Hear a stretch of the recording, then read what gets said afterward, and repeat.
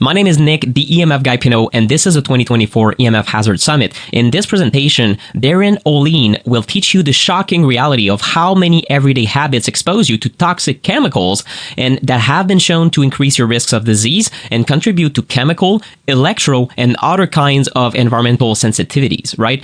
All these exposures will contribute to all of these sensitivities. We'll also dive into the very important question of how we can deal with all of these toxic exposures, but without getting so much anxiety that we just get sick out of this mindset, out of this constant stress, right? So Darin Olien is the co-host of the Emmy Award-winning Netflix docuseries Down to Earth that he co-hosts with Zac Efron. He's a New York Times bestselling author of Super Life and his new book Fatal Conveniences, and he's the original creator of Shakeology and founder of Barukas. And he's also a superfood hunter, and he's an incredible human being. I cannot wait to show you this information, so let's dive into the interview. Hello and welcome to another presentation of EMF Hazards 2024. I'm here with Darin Olien. Darin, thanks so much for being here. Hey, great to see you, Nicholas. Appreciate it. Well, thanks so much. I was very pleasantly surprised to discover your work and then realize that you've been talking about EMFs much, but especially the angle that you're talking about so many aspects of our modern world that people don't know, but that are causing, or let's say that are accumulating our toxic load. But how did you even get into that topic of all topics in health? Yeah, it was when I was studying university in the 90s, my father gave me a phone call one day, and he started describing this brain fog and this inability to think and perform. And he was a college professor at the University of Minnesota. And then over the course of time, a couple of doctors then came together and labeled him a multiple chemical sensitivity. So deodorants and shampoos and conditioners and clothing and you name it, perfumes and colognes and whatnot. And in order to be around him when I'd come back from college, I would have to desensitize myself and use the products that he would send me. So this was 30 years ago when he was the first person that I had ever heard of, coming from a small town in Minnesota, that my dad, of all people, had multiple chemical sensitivity. And then in the process of me unplugging from these modern day products, I started feeling better and didn't realize that I wasn't feeling good. So I wouldn't even call myself multiple chemical sensitive. I would say that I'm a normal person, but when I unplugged from that exposure, I felt better. And so then I could start putting all of the research my dad was giving me 30 years ago, and then I could start making greater associations because I literally was feeling better. And then those worlds combined, and then 30 years, this has always been a topic that I've been learning about, and the growing issue, because it's the big elephant in the room of our modern society. Definitely. And it's funny you mentioned this type of masking effect, because it seems that with electrosensitivity, many people listening to this presentation are electrosensitive. The same masking effect can happen or does happen. A lot of people don't think, well, I'm not electrosensitive, I don't feel any of that stuff. And then they turn off the Wi-Fi at night, they sleep better. So therefore, they kind of start asking the question, wait a minute, does that mean it was impacting my sleep negatively? Well, probably. And then your energy levels. So, but for you, when you talk, you were feeling better, eliminating these toxins in your life. What are we talking about? Energy levels, hormones? Did you see specific benefits you can share with us? Yeah, initially it was a certain energy and thought patterns, because I was heavily into college at the time. Yeah. So when I started kind of replacing laundry detergent with the unscented, cleaner products, I then wasn't off-gassing myself every day. And every time I would then smell something, it would feel abusive. And my body would naturally kind of get pulled away from it. So energy and thought patterns was the first initial. And then as I dug into the research that my dad was sending me, then I was like, every mammal, every insect is susceptible, certainly, to electromagnetic fields and chemicals. And so this was really alarming, because we're running around here untested, unregulated for the most part. None of this stuff is tested as they relate to each other, as they interact with each other. We're talking tens of thousands of chemicals that are put in our world, and now as everyone knows, the layers of electromagnetic smog that is just being added and added and added. So all of us are under a biological stress. Yeah, there's no doubt. And I guess the hard part for a lot of people, I don't think the average person listening to this needs much convincing that we live in an increasingly toxic world, but where to start, right? Yeah. So your latest book, Fatal Conveniences, has some of it. I really encourage everyone to grab it and dive into the research. But are there low-hanging fruits that we can chat about, some replacement where it's not too much time or money invested to start cleaning up our lives? Because the way I look at it, I kind of look even in this room, and I try to be cleaner. I could identify, okay, this is off-gassing, this microphone has plastic. I mean, we can start getting anxious about it, but where do we start, and where do you consider someone should start to start minimizing these toxic exposures, and then over time try to get better? Yeah, it is a journey. Yeah. And so don't go into the false narrative of overwhelm, because every choice is in this moment.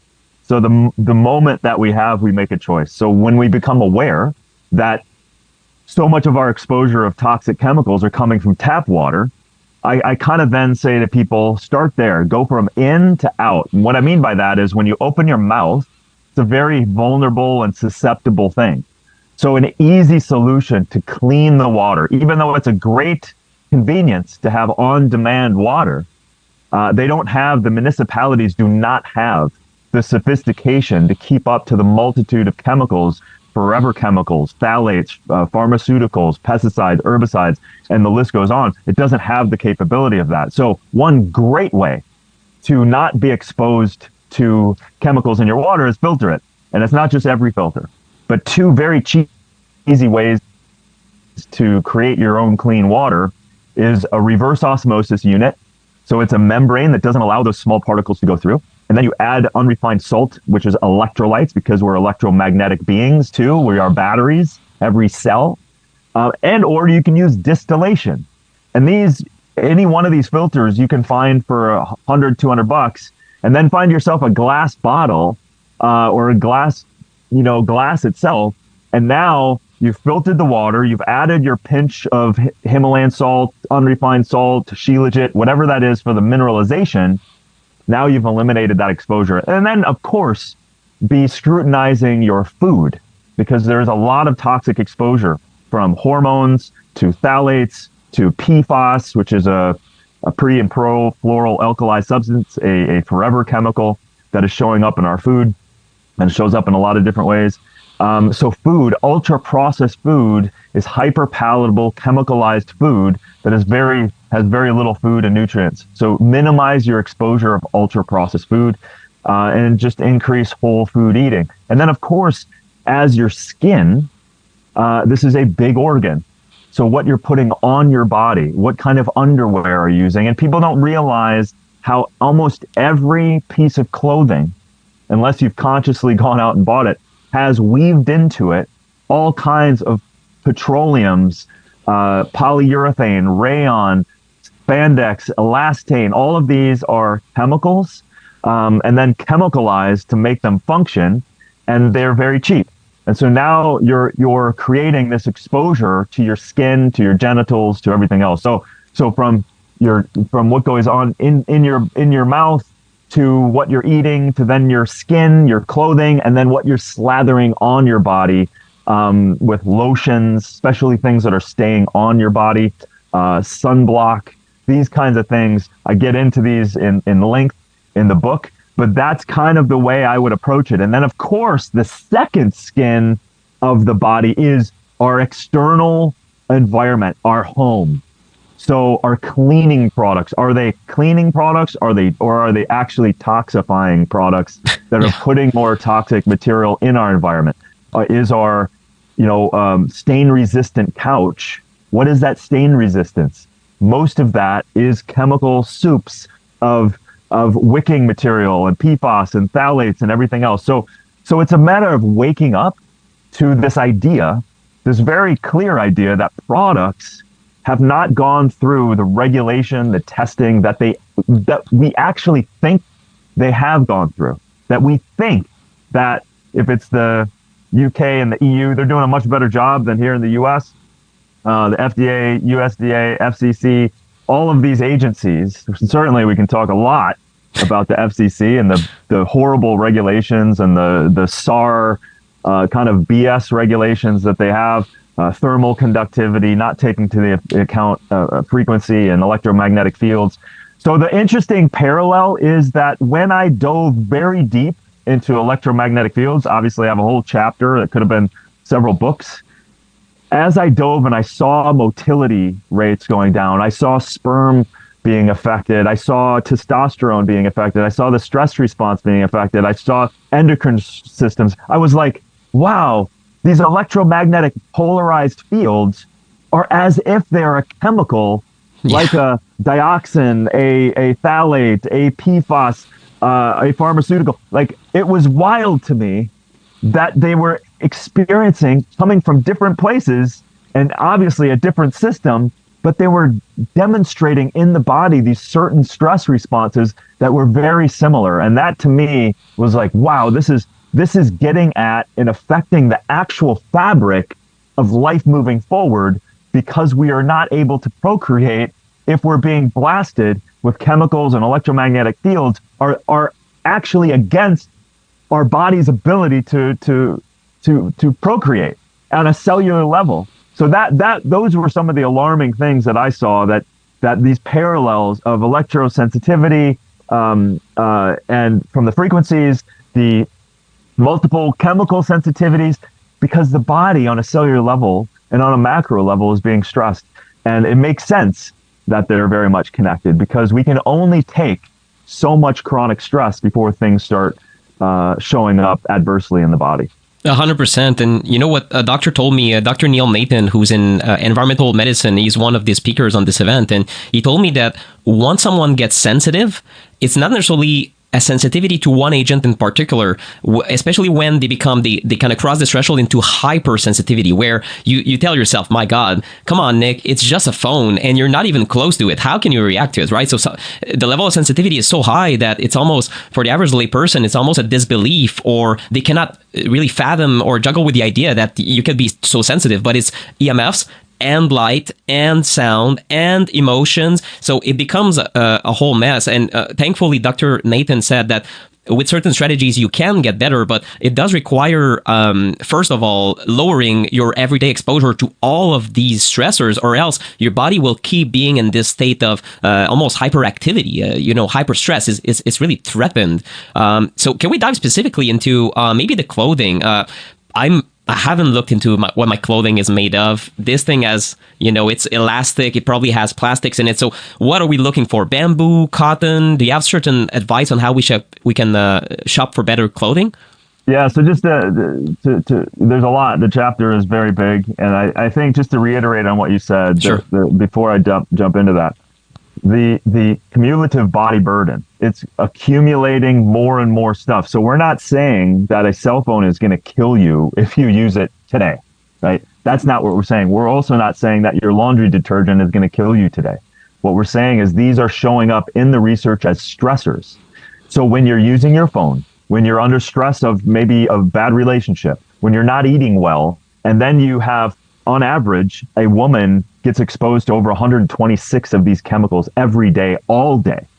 So your body can, and some of them that they can actually biologically detox from, the problem is you keep adding more. It's the lotion, it's the makeup, it's the shampoo, it's the conditioner, it's reapplying, it's the deodorants, it's everything every day, all the time.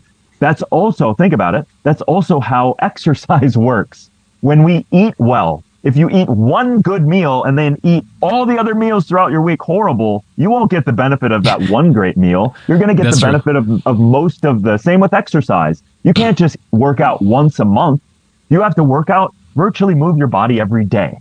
So what I'm saying, reverse your common sense and understand what we're saying here. What we're saying here is there's thousands and thousands of research showing the stress responses. And so, yes, you may see, I then saw my dad in his 60s, then his body is finally breaking down. It can no longer handle the burden that has been hitting him all of his life. And so he then becomes, it's the cup that spilleth over. So it spills over into everything else. So speaking of clothes, did you know that an average t-shirt, not to mention it's sprayed with, it's one of the highest polluted crops on this earth, conventional cotton.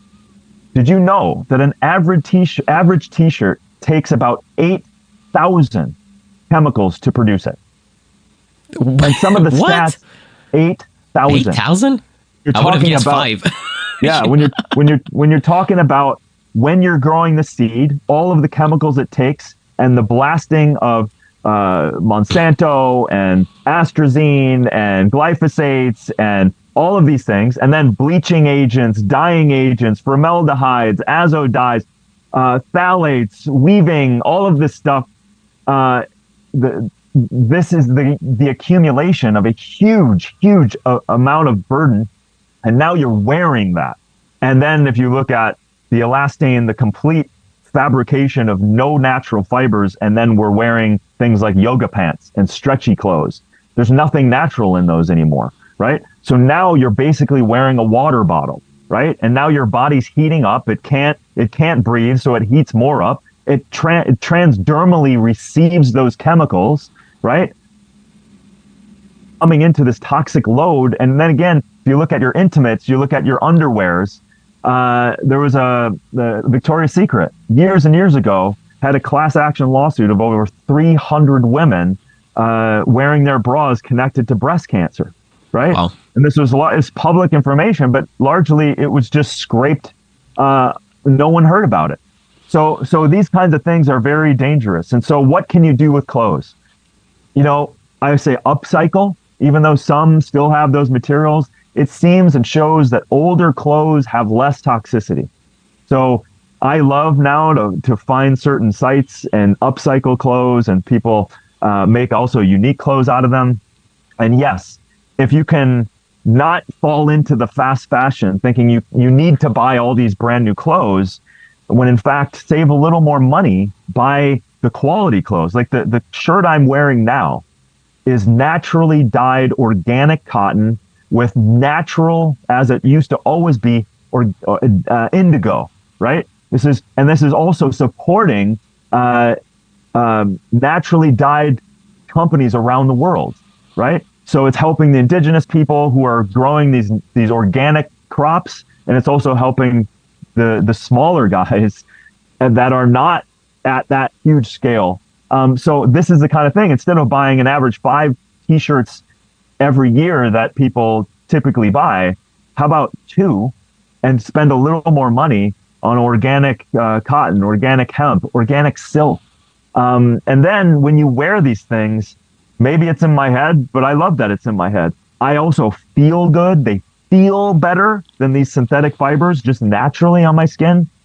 And also, I know that I've made a better choice. So I've integrated my choice. I've minimized exposure. I've created clean water so I drink it. I've gone out and grown better food and know where it's coming from. So it's like that is a very sovereign, powerful agency that we can do when we start becoming aware of the money that we're spending, the dollars that you're giving to a company that doesn't care about you, that literally cares more about their profit and their bottom line than the health and safety of you and your children. So we have the ability to change and put pressure on these companies for saying no more.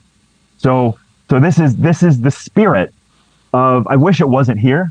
I wish fatal conveniences didn't exist. I wish my dad did not suffer, but he did.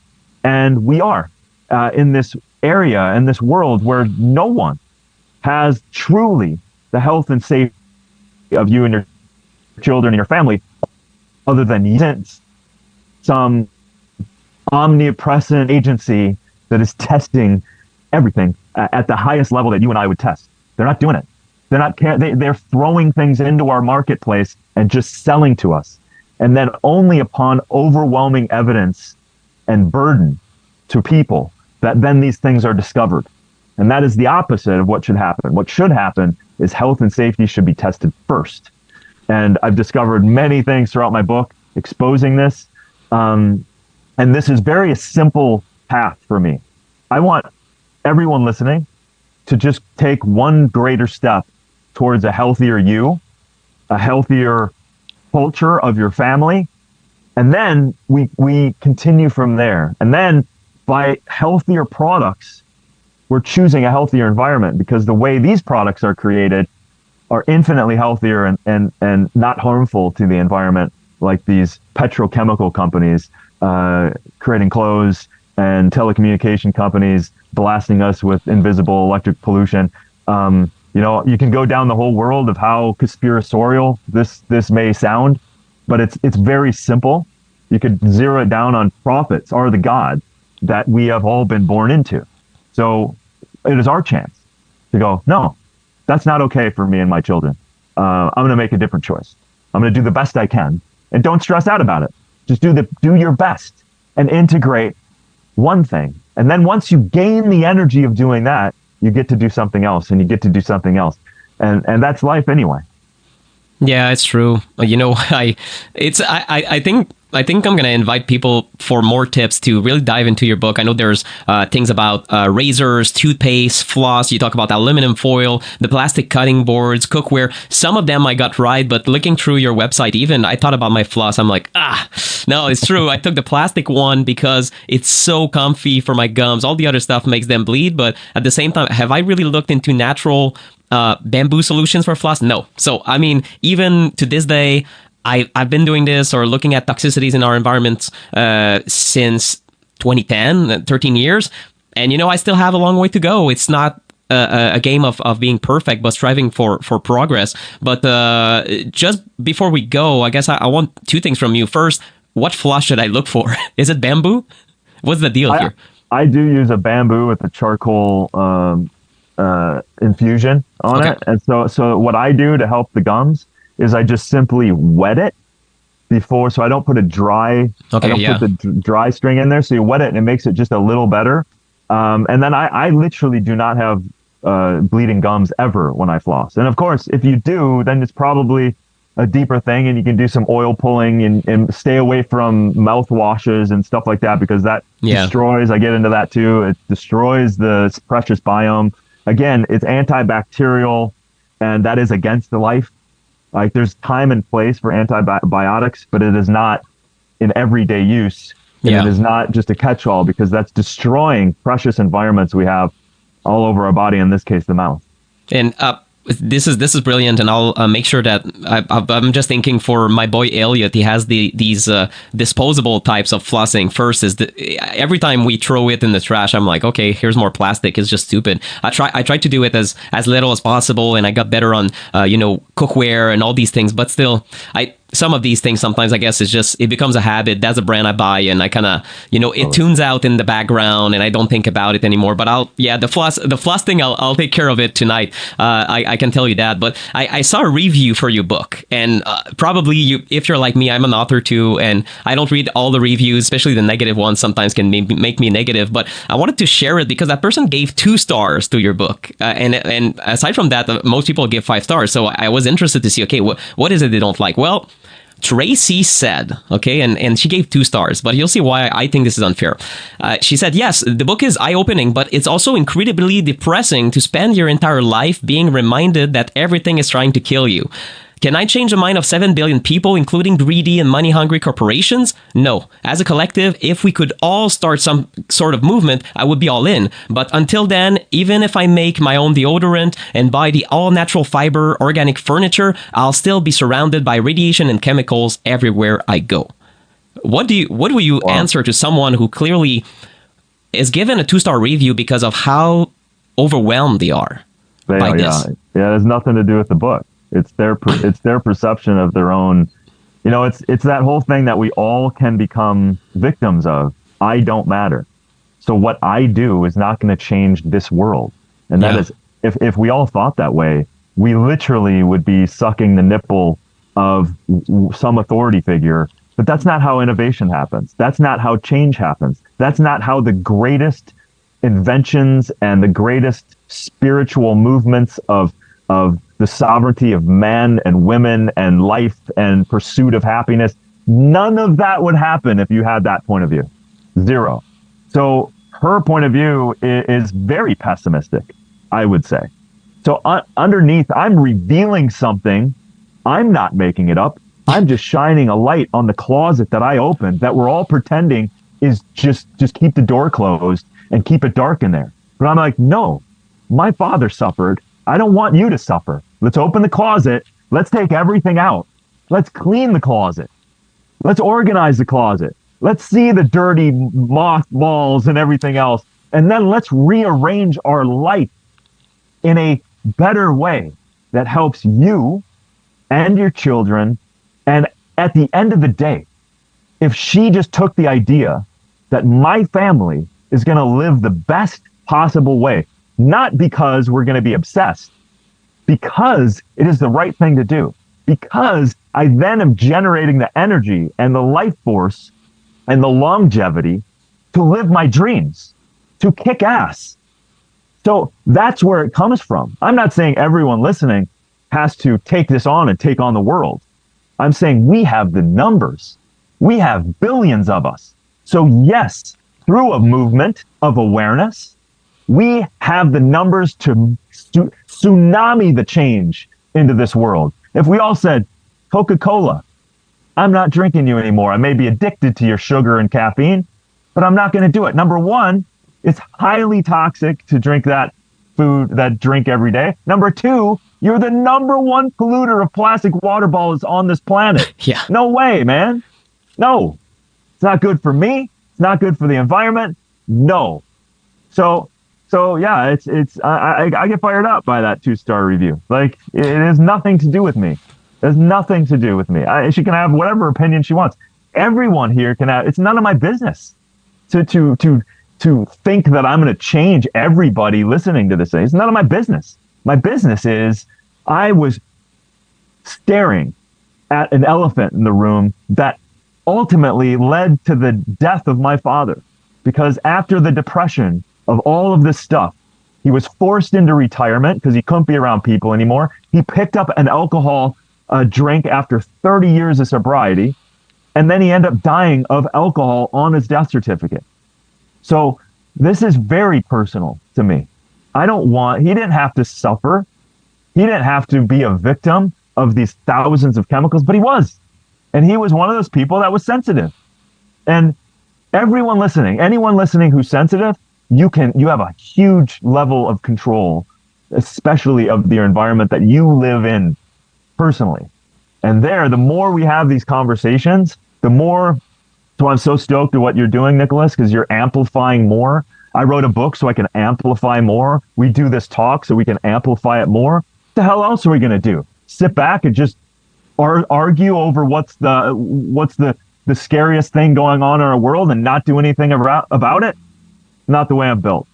So there's a lot of people that they don't have to take that on, but they can make choices. But for me, I have to take it on. I have to kind of raise the bell a little bit. And I want to just lightly take everyone we're all apathetic to some degree. We all have systems and habits that we just aren't thinking of because they're habits. But let's change those simple habits towards a better outcome. And then you'll forget about them anyway. So you might as well make them great. And you might as well just turn them and protect yourself and then let it rip and then live your life. Yeah, and focus on, you talked about focusing on what goes inside your body, what is in your environment. And when you're traveling, I mean, you're going to be exposed to a bunch of stuff, but you build resilience also by doing so, by having a cleaner home on an EMF standpoint, on a chemical standpoint. And as far as I'm concerned, I'll take care of that flossing also. It's been in the back of my mind before we started this interview. I'm like, okay, I'm going to have to admit it, but still plastic stuff in my mouth. I'm getting better on my toothbrush and things like that. Toothpaste, somehow haven't thought about flossing. So there's countless things we could talk about. I want to be respectful of your time and everyone's time. I think that people should find your book, your website. Please share your links. How can people learn about all these fatal conveniences and how they can start improving things? Yeah, so anywhere where you like books, to buy books, you can order the book, and also bookstores. And I have DarinOlien.com, where I have some of my favorite products I share on there. And then of course, my podcast, The Darin Olien Show, where I have solutions. I have fatal conveniences, always with solutions. So I reveal certain things and we talk about easy solutions and great companies doing good things and DIYs and stuff like that. So it's breaking it down, and we cite a lot of research. So I'm not just making this stuff up. It's just stuff in our world that we're just trying to do a better job. So sign up for my newsletter. I squeak out other cool stuff, and DarinOlien.com and all social platforms. I'm happy that if people want to sign on and learn more, we're diving into a lot of stuff. Well, thank you so much. Thanks for your work and dedication and for your passion. I knew, I had in the back of my mind, if he's like me, a 2-star review like this and this kind of a pessimistic opinion, it will get you fired up. And I think what you shared was just brilliant. So clearly you have your entire soul invested in this work, just like I do. So I think we're really kindred spirits here. And I appreciate your work around this. And I hope that people will connect back to your website and start not only cleaning up EMFs, but also thinking about all the chemical exposures we get and live a healthier life as a result. Thank you so much, Darin. You bet, brother.